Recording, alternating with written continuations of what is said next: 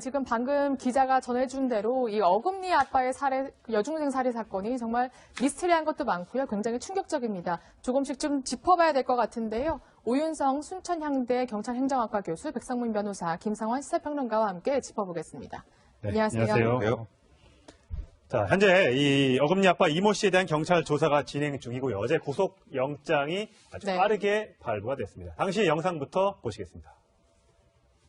네네, 맞습니다. 살인 혐의 받고 계신데요. 인정하세요?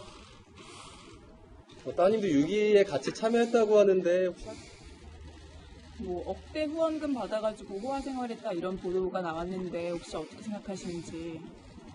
말을 할 수 없는 상태예요.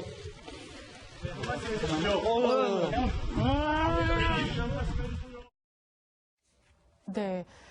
기자들이 여러 질문을 했는데요. 오히려 성실하게 답을 하기보다는 마지막에 보시면 소리 지르면서 굉장히 신경질적인 모습을 보이고 있는 모습입니다. 먼저 저희가 첫 번째 의혹부터 좀 짚어봐야 될 것 같은데요. 바로 이 씨의 이중 생활입니다. 이 씨가 지금 보면 이렇게 겉으로는 아픈 딸을 위해서 헌신하는 아버지의 모습이었지만 알고 보니까 범죄자였고, 그리고 또 여러 외제차도 끌고요. 굉장히 생활이 호화스러웠던 걸로 알려져 있거든요. 이거 단정적으로 표현하기는 좀 어려운데, 네. 왜냐하면 워낙 이 딸을 위해서 헌신했던 아버지의 이미지로 남아있기 때문에 그게 어디까지 사실이고 어디까지 거짓인지 아직 단정적으로 표현하기는 좀 어려울 것 같습니다. 다만 지금까지 나온 내용 중에 최근에 나온 내용만 가지고 말씀드리면은 전 국민이 좀 배신을 당했다고 해야 되나요? 농락당했다는 느낌을 좀 지울 수가 없는데요. 네. 지금 말씀하신 것처럼 이 딸 치료비를 만들겠다고 해서 모금 운동을 그렇게 열심히 하던 아버지 모습과 달리 실제로는 자동차 튜닝에 열성적이었다 이런 얘기도 나오고 본인 명의의 외제차의 경우에는 미국산 차량을 갖고 있었다 4천만 원대 차량이 있었다 여기까지 얘기는 나오고 있지만 그 외에 지인 명의라든가 형이나 누나 명의의 고급 승용차를 타고 다녔다. 이런 얘기까지 나오고 있는 상황이기 때문에 과연 딸 치료비를 만들기 위해서 생활고를 겪었던 그 아버지가 지금 우리가 지금 목도하고 있는 그 아버지가 맞는지 굉장히 의심스러운 그런 상황이면 틀림이 없는 것 같습니다. 네. 어제 경찰이 확인해 준 바에 따르면 차가 석 대입니다. 네. 한 대 이제 미국 차는 본인 소유고요. 나머지 한 대 에쿠스는 누나차. 그리고 또 범행에 이용이 됐던, 그러니까 시신을 유기할 때 사용했던 흰색 SUV BMW 차량은 또 형의 지인의 차죠. 네. 그리고 또 교회 다닐 때 딴 사람들 본차도 수입차가 2대가 더 있고. 네. 이 돈이 다 어디서 나는 거예요? 그러니까 지금 말씀하셨던 것처럼 일단 본인 소유 차량은 2대로 확인이 됐는데 나머지 차량을 본인이 거의 자기 차처럼 이용하고 있었어요. 이번에 사치 유기할 때도 결국 본인 차처럼 사용한 거나 마찬가지지 않습니까? 그러다 보니까 실질적으로 돈은 다 이모 씨가 다 되고 명의만 다른 사람 걸로 돌려놓은 게 아니냐라고 지금 의혹을 받고 있는 거예요. 왜 그랬을까요? 혹시 만약에 이게 전부 다 자기 차거나 자기 재산으로 잡힐 경우에 모금이 잘 안 될까봐 그래서 그랬을 수 있을까요? 그러니까 지금 우리가 이 살인사건 관련 여부에 대한 얘기를 하면서 이거부터 얘기를 하고 있는 건 이에 대해서 국민들이 얼마나 배신감이 큰지 단적으로 알 수 있잖아요. 그러니까 이런 일이 나중에 이번 사건을 제외하고 알려지게 되면 본인이 이중적인 생활을 한 게 대외적으로 알려질 수밖에 없는 거고 그러니까 만약에 이게 진짜 다 본인 돈으로 들어가서 다 다른 사람의 명의만 해놓은 거라면 제가 말씀드렸던 것처럼 이중 생활을 하고 SNS에 딸의 아픔, 딸의 앞으로의 치료 과정, 우리 지금 돈이 부족합니다라는 얘기를 하기에는 앞뒤가 안 맞잖아요. 그런 부분 때문에 돌려놨을 가능성이 높다라고 봐야 될 것 같습니다. 교수님, 저는 깜짝 놀란 게 이 사람이 이렇게 알려지지 않은 사람도 아니고 언론 인터뷰도 여러 번 했고요. 그리고 본인이 스스로 책도 내고 동영상도 촬영하고 굉장히 알려진 사람인데 정말 이렇게 뻔뻔하게 이중생활을 한다는 건 굉장히 좀 대담한 성격이 아닌가 이런 생각이 좀 들거든요. 지금 이 사람이 하는 여러 가지 행동을 보게 된다면 언론과의 접촉이라든가 SNS에 자기의 어떤 심정을 피력한다든가 이것을 잘 이용을 하는 사람이다. 이런 느낌을 지을 수가 없고요.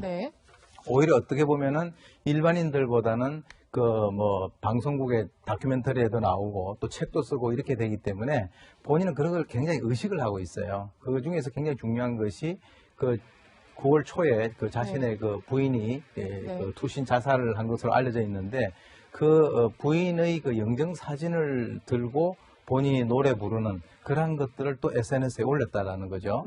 그런 여러 가지 것들을 보게 된다면 어떤 의미에서는 이 사람은 전 국민들 대상으로 대국민 사기극을 벌인 것이 아닌가라고 하는 그런 측면에서 우리가 지금 분노하고 있는 것이고, 그 이면을 보게 된다면 뭐 온몸에 문신을 한다든지, 그렇죠. 아까 얘기 나왔던 외제차를 이용을 한다든가, 보통 일반인들보다 훨씬 더 많이 잘 살면서 본인이 여러 가지를 갖다 누렸다라고 하는 이런 것에 지금 온 국민이 격분을 하고 있는 그런 것 같습니다. 제가 지금 화면에 저렇게 잘 안 보이게 모자이크 처리를 했습니다만, 저렇게 몸에 이렇게 문신을 많이 하고 다니는 모습, 우리가 보기만 해도 좀 섬뜩하지 않습니까?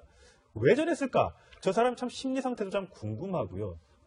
왜 딸의 친구를 죽였을까? 이것도 아직 풀리지 않는 미스테리입니다. 그 동기는 아직 전혀 확인이 안 됐습니다. 이 사람이 진술을 하고 있지도 않고, 딸도 아직 지금 온전하게 진술할 수 있는 상태가 아니기 때문에, 왜 딸이 본인의 친구를 데리고 이 집에 와야 했었는지에 대해서는 아직까지 오리무중인데, 여러 가지 추측은 많이 나오죠. 그러니까 집에서 성행위 관련 도구들도 나와서 그런 걸 요구했다 거절해서 혹시 살해를 한 것이 아닌가 이런 의혹들도 있고, 여러 가지 의혹은 있지만 아직 그 부분은 좀 더 조사를 해봐야 될 것 같고요. 지금 말씀하셨던 것처럼 저 사람이 우리가 알고 있는 소위 어금니 아빠라는 사람의 행태는 아니죠. 지금 차량 이용도 그렇고 온몸에 문신을 한 것도 그렇고, 문신을 보통 누가 하나요?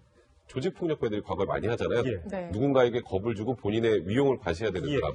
그래서 무언가 이 문신을 통해서 누군가를 계속 억압해야 돼서 했던 게 아닐까라고 추정할 수밖에 없어요. 그게 예를 들어서 이제 부인일 수도 있고, 딸일 수도 있고, 또 주변의 어린 이런 친구들일 수도 있어요. 그래서 저 문신을 하게 된 이유나 이런 과정들도 한번은 이번 조사 과정에서 반드시 확인할 필요가 있다는 생각이 듭니다. 네, 굉장히 흥미로운 대목이 있는데요. 우리가 과거에 이모 씨의 인터뷰 내용을 너무 흘려서 그냥 스쳐 지나가듯이 보고 지나갔던 건 아닐까 생각해요. 미담으로만 듣고. 네. 왜냐하면 당시에 인터뷰 내용을 제가 찾아봤어요. 네. 찾아보니까 내가 감옥을 들락날락했다는 얘기를 본인 스스로가 얘기하고 있습니다. 그러니까 그 당시에 이미 본인이 이제 여러 가지 혐의로 구속이 돼서 감옥을 여러 차례 들어갔다 나왔다고 하는 점을 인터뷰하는 과정에 그걸 밝히기도 했었고요.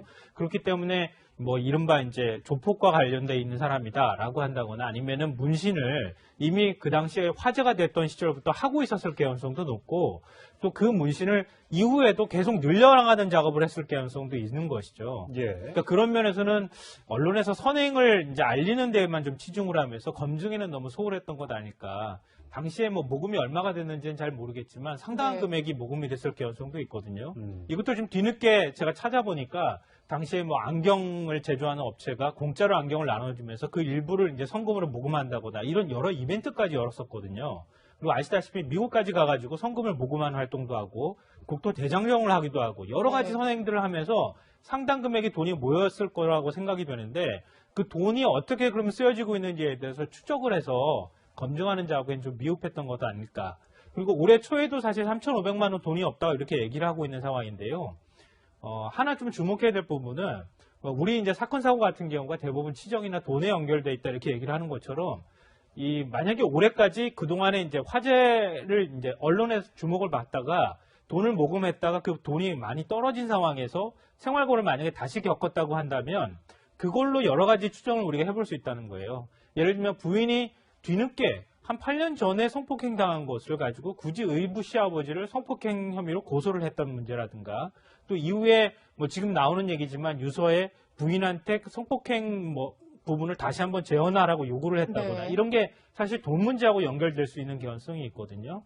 그런 해석이 좀 우리가 한 번쯤은 다시 해볼 필요가 있을 것 같습니다. 네, 그 부분도 저희가 좀 짚어봐야 될 것 같고, 또 한 가지 궁금한 게 여중생 딸의 친구를 왜 살해했냐는 부분이거든요, 교수님. 근데 지금 경찰이 조사한 바로는 목줄림 흔적은 나왔는데 성폭행 흔적은 발견되지 않았다 이렇게 말하고 있거든요. 범행 동기 혹시 어떻게 좀 추정할 수 있을까요? 그것이 가장 이제 궁금한 그런 점인데요. 지금 이제 보도에 의하면 딸이 자기가 초등학교 동창생들 여러 명들을 대상으로 해서 우리 할머니 집에 가서 놀자라고 해가지고 이제 문자를 보냈어요. 그런데 이제 이 아이 자체가 다른 아이들과의 어떤 교류가 그렇게 많지 않았기 때문에 많은 학생들이 다 거절했고, 이번에 피해를 입은 그 학생만이 그 성격이 그렇다 그래요. 남의 어떤 제의를 거절을 잘 못하는 그런 성격이라서 가긴 갔는데 친하지도 않는데 별로 친하지도 않는데 그런 상황인데, 지금 그 아이를 갖다가 최초에는 지금 추정되기로는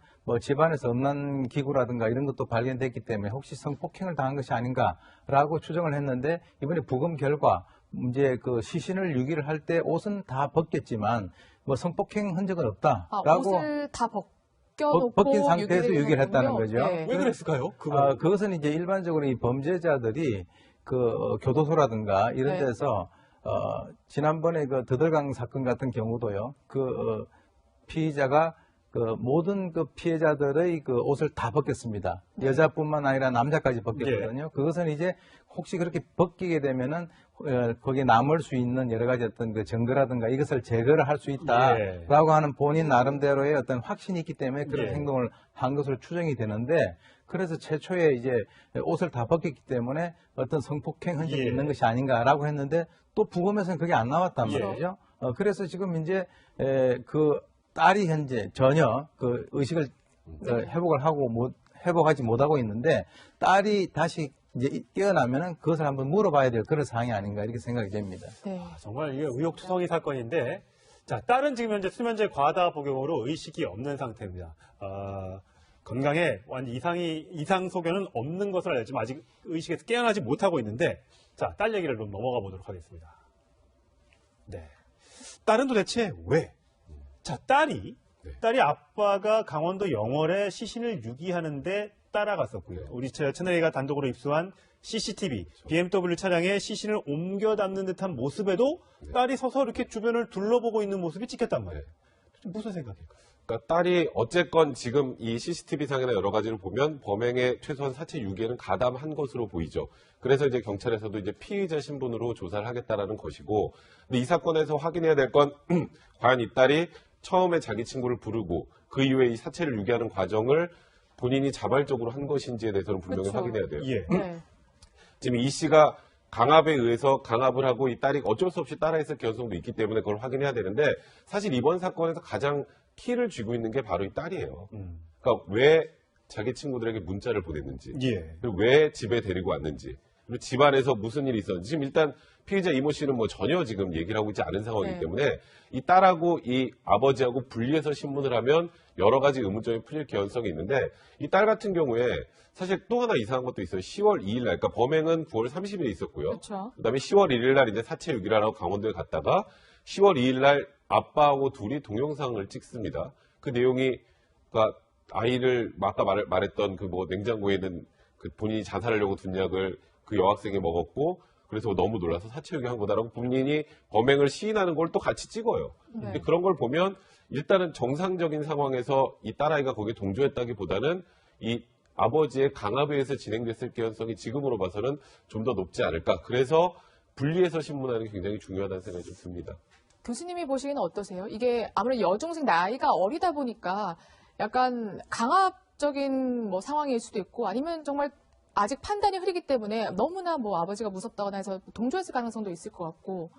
이 여러 딸은 가능성이 있을 이제 것 같아요. 그 아버지의 유전병을 물려받아가지고 그렇죠. 그렇게 지금 되어 있는 상태이기 네. 때문에 이 딸은 아버지라고 하는 그 우산 속에서 움직일 수밖에 없는 그런 상황이에요. 네. 그리고 이제 그 수면제를 털어 먹은 것도 이전에 먹은 것이 아니라 경찰이 급습을 하기 직전에 먹은 것으로 알려져 있거든요. 경찰이 들이닥치니까 예, 닥칠 때 이제 먹었다는 거죠. 그래서 왜 그러냐면 거군요. 처음에는 정신이 있는 상태에서 경찰에 대해서 대답을 하다가 네. 그 약의 기운이 퍼지는 상황에서 점점 상황이 좀 더 나빠졌다 이렇게 보고 있거든요. 네. 그래서 만약에 이 사람들이 그 동영상, 즉 자살을 암시하는 그런 동영상을 찍어놓고 난 뒤에도 수사관들이 수사망을 자기에게 좁혀오지 않는다라고 한다면 그것을 털어넣지 않았을 가능성이 있다는 그렇죠. 거죠. 왜 그러냐면 도봉구에 또 따로 이제 집을 갖다가 계약을 해가지고 도주 행각을 했는데 네. 의외로 자기들이 생각을 한 것보다는 빨리 경찰이 다가왔기 때문에 거기서 털어넣은 것인데 이 아이의 입장에서는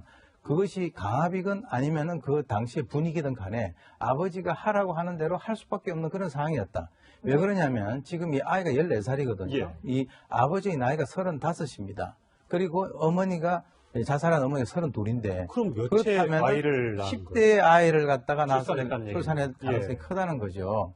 그러니까 아까 이제 말씀하셨습니다만은 보통 일반적인 사람들이 볼 때 나는 그 전과도 많고 교도소도 덜락날락 했는데 이런 어려움이 있다라고 한다면 그것이 어떤 그 사람의 어떤 흠이 되기보다는 오히려 저 사람이 저렇게 어려운 상황에서 자기는 한번 열심히 살아보려고 하는구나. 그렇게 이미지가 비춰지기 때문에 더 모금을 한다든가 이런 데 도움을 줄 수가 있다라고 하는 거죠. 예. 그래서 이 아이는 아버지에 의해서 정신적으로 완전히 장악되어 있는 그런 상황에서 범행을 같이 동조했다. 거기에서 자기가 뛰어나와서 경찰에 신고하거나 이렇게 할 수 있는 그런 상황은 전혀 아니었다라고 예. 봅니다. 심리적 장악 상황. 그러면 딸도 교수님 보시기에는 피해자로 보시는 거예요?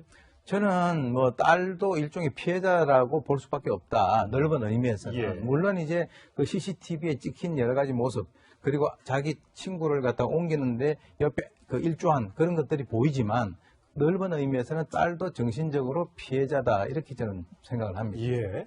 참 공범도 이 사건에 굉장히 많이 등장하지 않습니까? 등장인물이 많습니다. 유서를 대신 올려준 형이 있고요. 또 시신을 유기하는데 도와줬던 형의 친구도 지인도 있고요. 가족들이 뭐 가까워서 차도 빌려주고 할 수는 있다 쳐도 이렇게 극악한 이 범죄 행위에 동조해주는 사람, 이분들은 도대체 뭐 하는 분들인가 정말 궁금합니다. 그러니까 범죄 행위를 알고 도와줬는지 아닌지는 아직 정확하지는 않지만 그러니까 이것만큼은 분명한 것 같습니다. 예를 들어서 제 형이 만약에 이런 거를 내 동생이 유서를 써서 이걸 인터넷에 올려달라고 하면은 어떤 반응을 제가 가장 먼저 보일까요? 경찰에 신고하든가 아니면 제가 달려가겠죠. 예. 무슨 일이 있냐? 아니면 연락을 취하겠죠. 그걸 멀쩡하게 경찰에 붙잡히고 난 다음에 동생이 그것도 인터넷에 올린다고 하는 것은 상식적으로 이해할 수 없는 일이거든요. 그러니까 방금 전에 말씀하셨던 것처럼 형 차량도 지금 얘기가 나오고 있는 것처럼 제가 볼 때는 암묵적인 공범이거나 아니면 동조자일 가능성이 이제 높다. 이렇게 밖에 생각이 안 돼요. 왜냐하면 상식적인 수준에서 볼 때. 예. 왜냐하면 형이 동생하고 어떤 방식으로든 이런저런 문제로 모금 활동을 하거나 어떤 방식으로 돈이나 이런 데에 얽혀 있지 않고서는 동생이 자살을 한다고 하는데 그걸 멀쩡하게 인터넷에 올려주는 형은 없을 거라고 예. 생각되고요. 또 그 얘기는 뒤집어서 얘기하면은 형은 동생이 죽을 의사가 없다고 하는 것을 미리 알았을 가능성이 이제 높다. 그러니까 동생이 죽을 의사가 없다는 걸 알았기 때문에 그거를 멀쩡하게 올려주는 장난으로 거지. 올려줬다. 진짜로 그걸 죽겠다고 해서 올리는 유서를 그걸 멀쩡하게 형이 인터넷에 올려줄 일은 없을 거라고 생각이 됩니다. 그렇군요. 자, 이 세 번째로 미스테리한 인물, 이미 목숨을 스스로 끊은 자살한 아내입니다. 얘기 한번 보겠습니다. 자, 저희가 수상한 자살이라고 이름을 좀 붙여봤는데 석연치 않은 자살입니다. 지난달 1일, 그냥 9월 1일인 거죠. 의붓 시아버지에게 8년 동안 성폭행을 당했다고 경찰에 고소했는데 이게 혼자 간 것도 아니고 남편과 같이 갔고 그것도 강원도에 가서 본인 피해는 여기서 여기서 신고를 하는데 강원도까지 가서 신고를 했답니다. 근데 이제 거긴 소위 말하는 피고소인이 살고 있는 쪽에 가서 해야 되니까 그쪽에 가서 한 그러니까 거고요. 의붓 시아버지가 강원도에 그쪽에 살고 사니까 있었기 한 때문에. 거고요. 네. 그러니까 이것도 좀 이상한 게 8년 동안 뭐 일단 성폭행을 당했는지 그 부분도 확인해야 되는 부분입니다만 그 부분을 8년 동안이나 지속된 상황에서 이제야 고소하는 것도 좀 이상한 상황이긴 했는데 남편하고 같이 고소를 하고 그 후에 조사를 한두 번 정도 받았습니다. 경찰 조사를. 경찰 조사를 받기 전에 자살한 게 아니에요. 근데 몇 차례 받고 이 고소를 했다라는 건 의미가 뭐냐면 나는 진실을 밝히겠다는 거지 그걸 피해서 내가 자살하겠다는 보통 아니거든요. 그렇죠. 고소를 했다는 거. 그렇죠. 그러니까 고소를 하기 전에 이런 사실이 알려져서 내가 수치스러워 자살했다면 얘기가 되지만 고소를 했다는 건 이 사실을 이제 대외적으로 알리고 떳떳하게 해서 이 의붓 시아버지를 처벌하겠다는 의지를 보여준 거잖아요. 근데 그 이후에 자살한 과정이 석연치 않다 보니까 지금 말씀하셨던 것처럼 이 남편 이모 씨 지금 이번에 이 사건의 당사자가 혹시 자살에 관여한 게 아닌지에 대해서 지금 내사를 하고 있다는 건데 지금 이 최모 씨 아내 최모 씨의 사체에서도 일단 폭행 흔적도 좀 나온 상황이거든요. 이 투신 전에 무언가 남편이 투신을 유도할 만한 상황, 그러니까 예를 들어서 뭐 증거가 있느냐, 증거 가지고 와봐라, 그 당시 성폭행 상황을 재현해봐라라거나 이런 것들에 대해서 수치감을 느끼고 자살했을 개연성도 있어요. 그 과정에 폭행이 오갔을 수도 있고요. 그래서 이번 사건을 조사하는 과정에서 또 하나 해결해야 되는 부분이 지금 말씀하셨던 아내 최모 씨의 자살. 저번 달 9월 1일 날 고소를 하고 9월 5일 날 사망을 했으니까 4, 5일이 지나서 어떤 급격한 심경의 변화가 있어서 자살했는지 그 부분을 확인할 필요가 분명히 있습니다. 우리가 여기에서 주목해야 될 부분은요. 이번 사건에 사건이 꼬이게 된 가장 시발점이 되는 게 부인의 자살이라고 저는 생각하거든요. 물론 이제 상식적인 수준에서의 어떤 추론이라고 생각할 수 있겠지만 예를 들어서 사회적으로 굉장히 선행도 하고 굉장히 훌륭한 아빠의 모범상으로 알려진 사람이에요. 본인 스스로가 그걸 너무 잘 알고 있다고 하면은 만약에 부인이 성폭행 문제로 경찰이 고소를 했다는 사실이 언론에 알려질 가능성이 굉장히 높다는 걸 알았을 거라고 저는 생각되거든요. 네. 그럼 부인이 그렇게 해서 성폭행으로 고소를 했을 경우에 사건이 더 많이 언론에 알려질 거라는 걸 알았다면 그러면은 보통의 경우에는 고소를 안 하거나 아니면은 좀 다른 방식으로 이걸 해결하려고 노력했을 거라는 거죠. 예를 들면 의부 시아버지한테 찾아가서 내가 당시에 이런 피해를 입었으니까 배상을 하든 어떤 방식으로든 조용히 넘어가거나 이렇게 처리하는 게 좋겠다고 얘기를 하는 게 일반적인 경우라고 할 수 있다는 거죠. 네. 근데 그거를 그렇게 처리하지 않았다는 얘기는 뭔가 다급한 사정이 있었다는 얘기고 그 다급한 사정이 저는 개인적으로 추정할 때 돈일 가능성이 굉장히 높다고 보는 것이고요.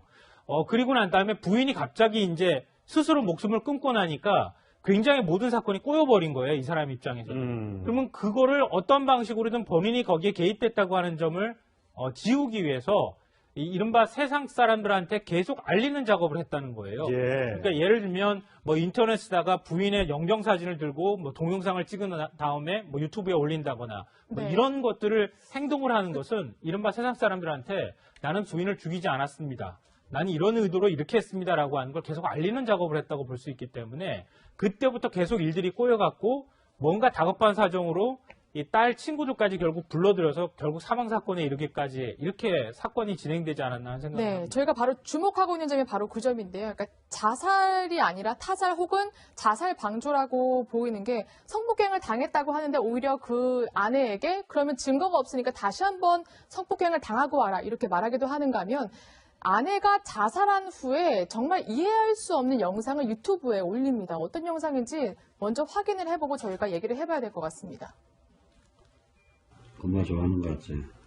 캔들이랑 다 엄마 좋아하는 거 같지? 네, 바로 저 영상인데 지금 아내의 영정 사진을 이렇게 꼭 품고 가요를, 그러니까 자신 딴에는 추모하는 지금 노래를 부르고 있는 모습이거든요. 근데 저게 올린 게 아내가 죽은 지 한 12일 정도밖에 안 되는 시기예요, 교수님. 네. 이게 범죄 심리학을 전공하셨으니까 이게 도저히 저는 아내를 잃은 남편의 모습이라고는 상상하기가 어렵거든요. 본인의 입장에서는 네. 이제 뭔가 다급해서 그동안에 가지고 있던 평정심을 잃었다라고 봅니다. 평정심을 잃었다. 네, 그래서 네. 이제 본인은 지금까지 자기가 성공한 나름대로의 목표를 이룬 것은 SNS라든가 이런 것을 잘 이용을 해가지고 지금 저기까지 왔거든요. 네. 그런데 이제 조금 전에 얘기 나왔습니다만 아내 자살이라고 하는 이 그 사항이 발생이 됐을 때 적어도 본인은 아내의 죽음과는 전혀 상관이 없고 아내의 죽음에 대해서 굉장히 본인은 애도하고 있다라고 하는 것을 뭔가 보여주기 위해서 저렇게 한 것인데 네. 그것이 오히려 일반인들이 봤을 때는 아 저게 뭔가 있구나라고 생각을 할 수 있을 정도의 가능성을 흘리는 거죠. 예. 그래서 아주 전형적인 이중성이고요. 지금 이제 저것을 보았을 때는 아내를 포함을 해서 아이까지 자기 주변에 있는 그 사람들에 대해서 철저하게 바깥 사람들과의 교류를 갖다가 차단시키고 격리시키는 격리시키고 건가요? 본인이 네. 조정 통제를 갖다가 해왔다라고 하는 것으로 소결론을 낼 수가 있겠습니다. 물론 아직까지 결론이 난 건 아닙니다만 경찰서가 끝난 건 아닙니다만 타살 의혹, 딸의 친구를 타살한 의혹도 받고 있고 딸을 또 어떻게 보면 또 피해자로 만들었고 부인도 죽음으로 내몰았다면 이 이모 씨, 이 남편 도대체 어떻게 우리가 표현을 해야 될지 정말 모르겠습니다. 경찰서가 진행 중이니까 제가 속보가 들어오는 대로 계속해서 자세하게 전해드리겠습니다.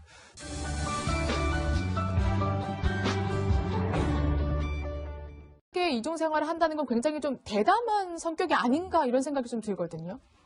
지금 이 사람이 하는 여러 가지 행동을 보게 된다면 뭐 언론과의 접촉이라든가 SNS에 자기의 어떤 심정을 뭐 피력한다든가 이것을 잘 이용을 하는 사람이다. 예. 그런 느낌을 지을 수가 없고요. 네. 오히려 어떻게 보면은 일반인들보다는 그 뭐 방송국의 다큐멘터리에도 나오고 또 책도 쓰고 이렇게 되기 때문에 본인은 그런 걸 굉장히 의식을 하고 있어요. 그 중에서 굉장히 중요한 것이 그 9월 초에 그 자신의 그 부인이 그 투신 자살을 한 것으로 알려져 있는데 그 부인의 그 영정 사진을 들고 본인이 노래 부르는 그러한 것들을 또 SNS에 올렸다라는 거죠. 네. 그런 여러 가지 것들을 보게 된다면 어떤 의미에서는 이 사람은 전 국민들 대상으로 대국민 사격을 벌인 것이 아닌가라고 하는 그런 측면에서 우리가 지금 분노하고 있는 것이고 그 이면을 보게 된다면 뭐 온몸에 문신을 한다든지 그렇죠. 아까 얘기 나왔던 뭐 외제차를 이용을 한다든가 보통 일반인들보다 훨씬 더 많이 잘 살면서 본인이 여러 가지를 갖다 누렸다라고 하는 이런 것에 지금 온 국민이 격분을 하고 있는 그런 것 같습니다. 제가 지금 화면에 저렇게 잘 안 보이게 모자이크 처리를 했습니다만 저렇게 그 몸에 이렇게 문신을 많이 하고 다니는 모습 우리가 보기만 해도 좀 섬뜩하지 않습니까? 왜 저랬을까? 저 사람 참 심리 상태도 참 궁금하고요. 왜 딸의 친구를 죽였을까? 이것도 아직 풀리지 않는 미스테리입니다. 그 동기는 아직 전혀 확인이 안 됐습니다. 이 사람이 진술을 하고 있지도 않고 딸도 아직 지금 온전하게 진술할 수 있는 상태가 아니기 때문에 왜 딸이 본인의 친구를 데리고 이 집에 와야 했었는지에 대해서는 아직까지 오리무중인데 뭐 여러 가지 추측은 많이 나오죠. 그러니까 집에서 뭐 성행위 관련 도구들도 나와서 뭐 그런 걸 요구했다 거절해서 혹시 살해를 한 것이 아닌가 뭐 이런 의혹들도 있고 뭐 여러 가지 의혹은 있지만 아직 그 부분은 좀 더 조사를 해봐야 될 것 같고요. 지금 말씀하셨던 것처럼 저 사람이 우리가 알고 있는 소위 어금니 아빠라는 사람의 행태는 아니죠. 지금 차량 이용도 그렇고 온몸에 문신을 한 것도 그렇고 문신을 보통 누가 하나요? 조직폭력배들이 과거에 많이 하잖아요. 네. 누군가에게 겁을 주고 본인의 위용을 과시해야 되는 사람.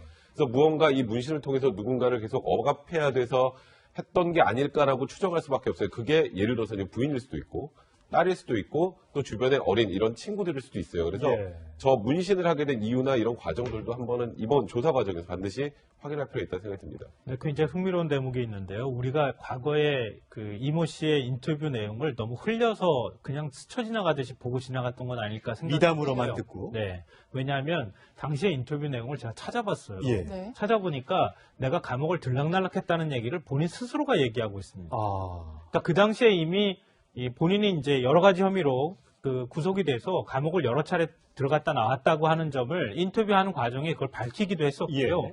그렇기 때문에 뭐 이른바 이제 조폭과 관련돼 있는 사람이다라고 한다거나 아니면은 문신을 이미 그 당시에 화제가 됐던 시절부터 하고 있었을 가능성도 높고 또 그 문신을 이후에도 계속 늘려나가는 작업을 했을 가능성도 있는 것이죠. 그러니까 그런 면에서는 언론에서 선행을 이제 알리는 데에만 좀 치중을 하면서 검증에는 너무 소홀했던 것 아닐까. 당시에 뭐 모금이 얼마가 됐는지는 잘 모르겠지만 상당한 금액이 모금이 됐을 가능성도 있거든요. 이것도 좀 뒤늦게 제가 찾아보니까 당시에 뭐 안경을 제조하는 업체가 공짜로 안경을 나눠주면서 그 일부를 이제 성금으로 모금한다거나 이런 여러 이벤트까지 열었었거든요. 그리고 아시다시피 미국까지 가가지고 성금을 모금하는 활동도 하고 국토 대장정을 하기도 하고 여러 가지 선행들을 하면서 상당 금액의 돈이 모였을 거라고 생각이 되는데 그 돈이 어떻게 그러면 쓰여지고 있는지에 대해서 추적을 해서 검증하는 작업엔 좀 미흡했던 것도 아닐까. 그리고 올해 초에도 사실 3,500만 원 돈이 없다고 이렇게 얘기를 하고 있는 상황인데요. 하나 좀 주목해야 될 부분은 우리 이제 사건 사고 같은 경우가 지금 방금 기자가 전해준 대로 이 어금니 아빠의 여중생 살해 사건이 정말 미스테리한 것도 많고요. 굉장히 충격적입니다. 조금씩 좀 짚어봐야 될 것 같은데요. 오윤성 순천향대 경찰행정학과 교수, 백성문 변호사, 김상환 시사평론가와 함께 짚어보겠습니다. 안녕하세요. 안녕하세요. 자, 현재 이 어금니 아빠 이모 씨에 대한 경찰 조사가 진행 중이고요. 어제 구속 영장이 아주 빠르게 발부가 됐습니다. 당시 영상부터 보시겠습니다. 네네, 맞습니다. 살인 혐의 갖고 계신데요. 인정하세요? 따님도 6.2에 같이 참여했다고 하는데 뭐 억대 후원금 받아가지고 호화 생활했다 이런 보도가 나왔는데 혹시 어떻게 생각하시는지. 말을 할 수 없는 상태예요.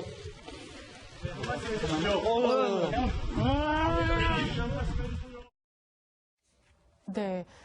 기자들이 여러 질문을 했는데요. 오히려 성실하게 답을 하기보다는 마지막에 보시면 소리 지르면서 굉장히 신경질적인 모습을 보이고 있는 모습입니다. 먼저 저희가 첫 번째 의혹부터 좀 짚어봐야 될 것 같은데요.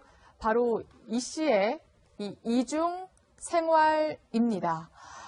이 씨가 지금 보면 이렇게 겉으로는 아픈 딸을 위해서 헌신하는 아버지의 모습이었지만 알고 보니까 범죄자였고 그리고 또 뭐 여러 외제차도 끌고요. 굉장히 뭐 생활이 호화스러웠던 걸로 알려져 있거든요.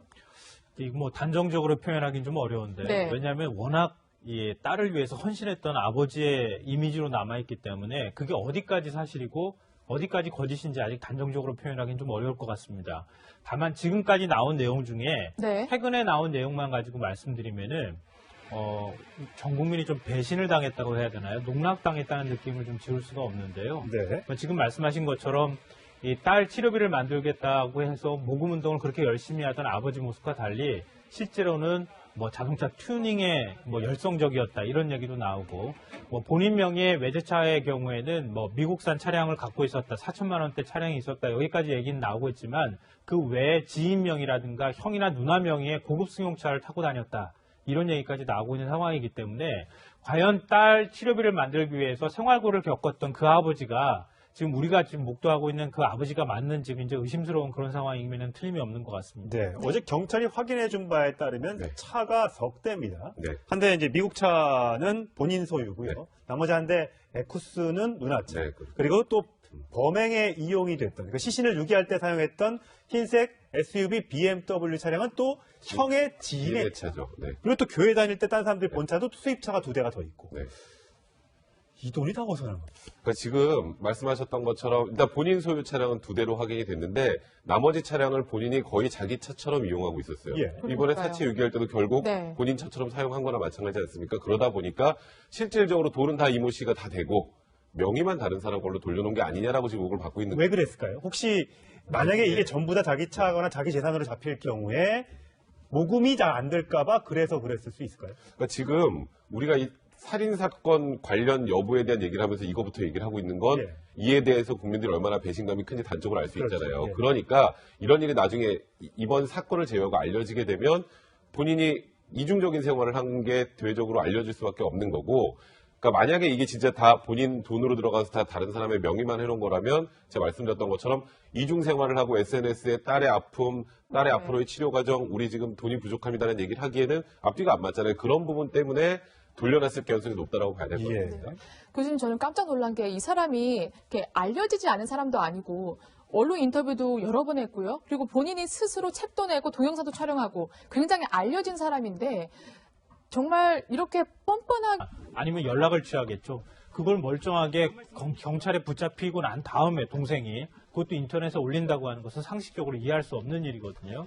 그러니까 방금 전에 말씀하셨던 것처럼 형 차량도 지금 얘기가 나오고 있는 것처럼 제가 볼 때는 암묵적인 공범이거나 아니면 동조자일 가능성이 이제 높다. 이렇게 밖에 생각이 안 돼요. 왜냐하면 상식적인 수준에서 볼 때. 예. 왜냐하면 형이 동생하고 어떤 방식으로든 이런저런 문제로 모금 활동을 하거나 어떤 방식으로 돈이나 이런 데에 얽혀 있지 않고서는 동생이 자살을 한다고 하는데 그걸 멀쩡하게 인터넷에 올려주는 형은 없을 거라고 예. 생각되고요. 또 그 얘기는 뒤집어서 얘기하면은 형은 동생이 죽을 의사가 없다고 하는 것을 미리 알았을 가능성이 이제 높다.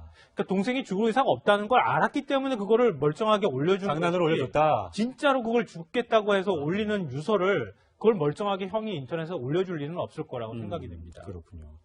자, 이 세 번째로 미스테리한 인물, 이미 목숨을 스스로 끊은 자살한 아내입니다. 얘기 한번 보겠습니다. 자, 저희가 수상한 자살이라고 이름을 좀 붙여봤는데 석연치 않은 자살입니다. 지난달 1일, 그냥 9월 1일인 거죠. 의붓 시아버지에게 8년 동안 성폭행을 당했다고 경찰에 고소했는데 네. 이게 혼자 간 것도 아니고 남편과 같이 네. 갔고 그것도 강원도에 가서 네.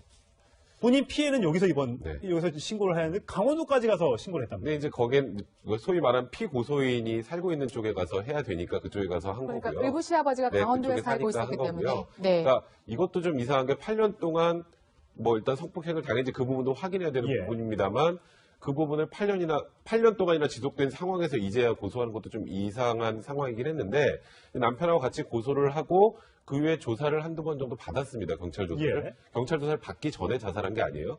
근데 몇 차례 받고 이 고소를 했다라는 건 의미가 뭐냐면 나는 진실을 밝히겠다는 거지 그걸 피해서 내가 자살하겠다는 보통 아니거든요. 그렇죠. 고소를 했다는 거. 그렇죠. 그러니까 고소를 하기 전에 이런 사실이 알려져서 내가 수치스러워 자살했다면 얘기가 되지만 고소를 했다는 건 이 사실을 이제 대외적으로 알리고 예. 떳떳하게 해서 이 의붓 시아버지를 처벌하겠다는 그렇죠. 의지를 보여준 거잖아요. 근데 그 이후에 자살한 것이 좀 석연치 않다 보니까 지금 말씀하셨던 것처럼 이 남편 이모 씨 지금 이번에 이 사건의 당사자가 혹시 자살에 관여한 게 아닌지에 대해서 지금 내사를 하고 있다는 건데 지금 이 최모 씨 아내 최모 씨의 그 사체에서도 일단 폭행 흔적도 좀 나온 상황이거든요. 예. 네. 그 투신 전에 무언가 남편이 투신을 유도할 만한 상황, 그러니까 예를 들어서 뭐 증거가 있느냐, 증거 가지고 와봐라, 그 당시 성폭행 상황을 재현해 말하라거나 이런 것들에 대해서 수치감을 느끼고 자살했을 개연성도 있어요. 그 과정에 폭행이 오갔을 수도 있고요. 그래서 이번 사건을 조사하는 과정에서 또 하나 해결해야 되는 부분이 지금 말씀하셨던 아내 최모 씨의 자살.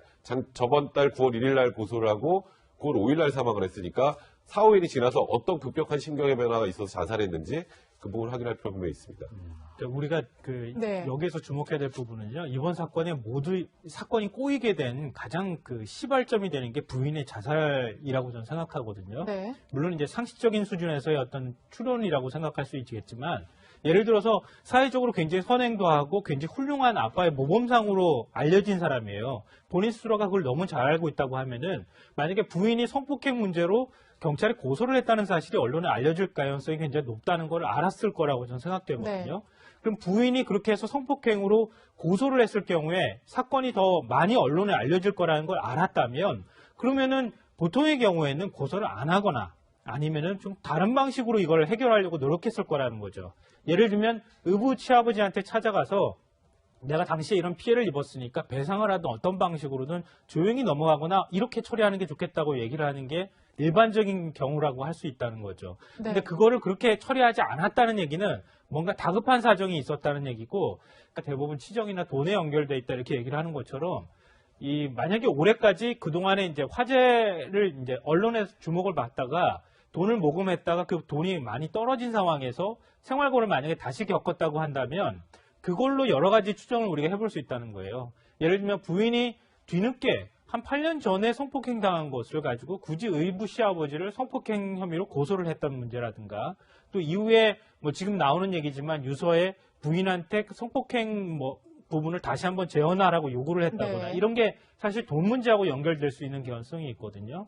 근데 그런 해석이 좀 우리가 한 번쯤은 다시 해볼 필요가 있을 것 같습니다. 네, 그 부분도 저희가 좀 짚어봐야 될 것 같고 또 한 가지 궁금한 게 여중생 딸의 친구를 왜 살해했냐는 부분이거든요, 교수님. 근데 지금 경찰이 조사한 바로는 목줄림 흔적은 나왔는데 성폭행 흔적은 발견되지 않았다 이렇게 말하고 있거든요. 범행 동기 혹시 어떻게 좀 추정할 수 있을까요? 그것이 가장 이제 궁금한 그런 점인데요. 네. 지금 이제 보도에 의하면 그 딸이 자기가 초등학교 동창생들 여러 명들을 대상으로 해서 우리 할머니 집에 가서 놀자라고 해가지고 이제 문자를 그렇죠. 보냈어요. 예. 그런데 이제 이 아이 자체가 다른 그 아이들과의 어떤 교류가 그렇게 많지 않았기 때문에 많은 학생들이 다 거절했고 이번에 피해를 입은 그 학생만이 그 성격이 그렇다 그래요. 남의 어떤 제의를 거절을 잘 못하는 그런 성격이라서 가긴 갔는데 친하지도 않는데 별로 친하지도 예. 않는데 그런 상황인데 지금 그 아이를 갖다가 최초에는 지금 추정되기로는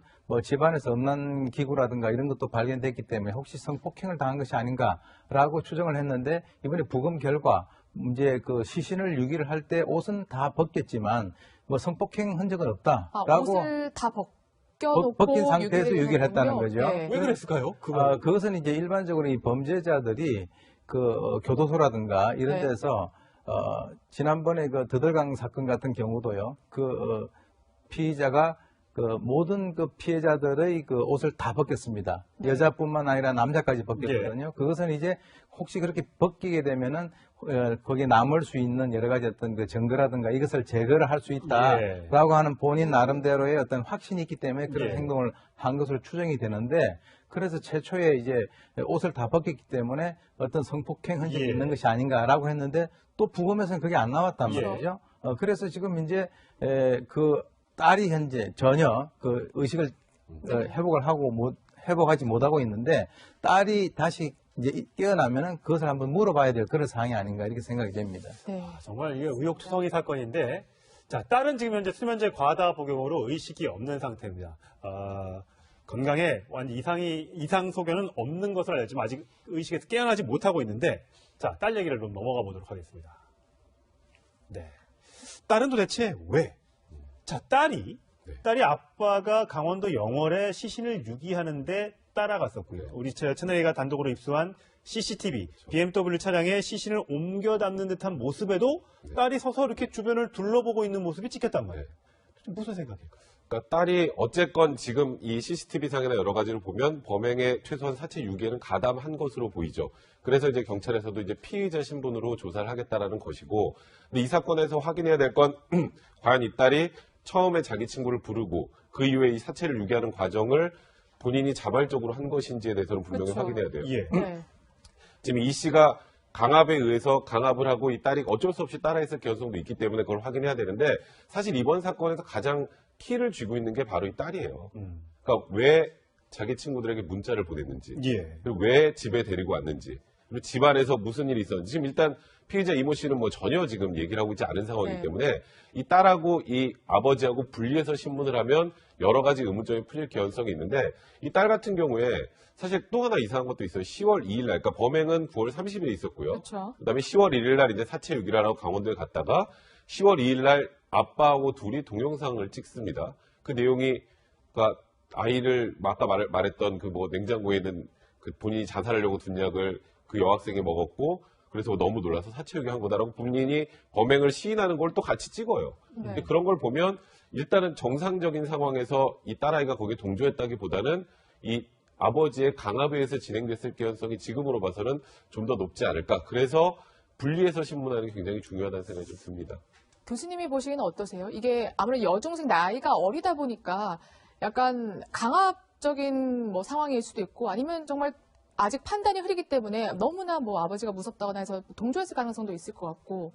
이 여러 딸은 가능성이 있을 이제 것 그 같아요. 아버지의 유전병을 물려받아가지고 그렇죠. 그렇게 지금 되어 있는 상태이기 네. 때문에 이 딸은 아버지라고 하는 그 우산 속에서 움직일 수밖에 없는 그런 상황이에요. 네. 그리고 이제 그 수면제를 털어 먹은 것도 이전에 먹은 것이 아니라 경찰이 급습을 하기 직전에 먹은 것으로 알려져 있거든요.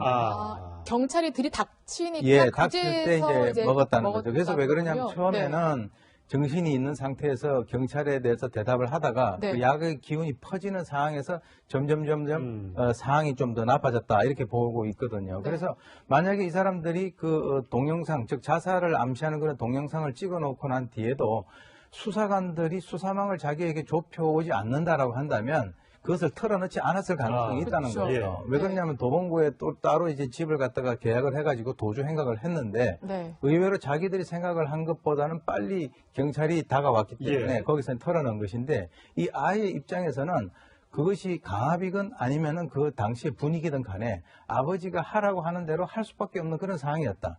왜 그러냐면 지금 이 아이가 14살이거든요. 예. 이 아버지의 나이가 35입니다.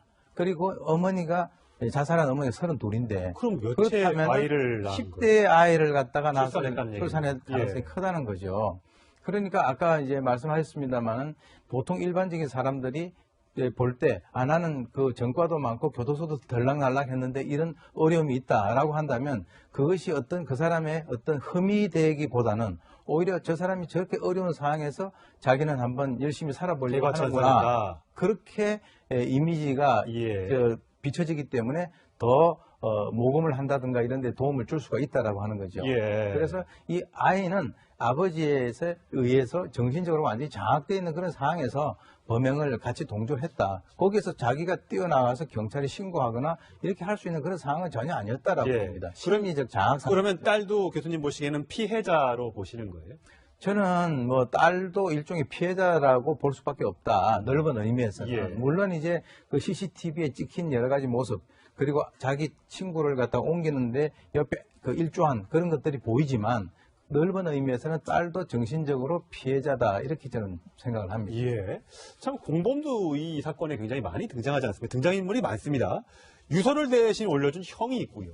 또 시신을 유기하는데 도와줬던 형의 친구도, 지인도 있고요.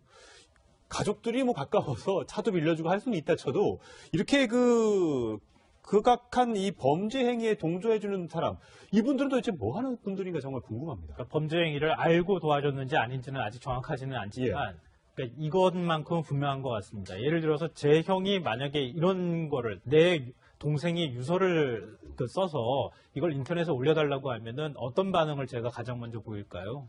경찰에 신고하든가 아니면 제가 달려가겠죠. 예. 무슨 일이 있냐?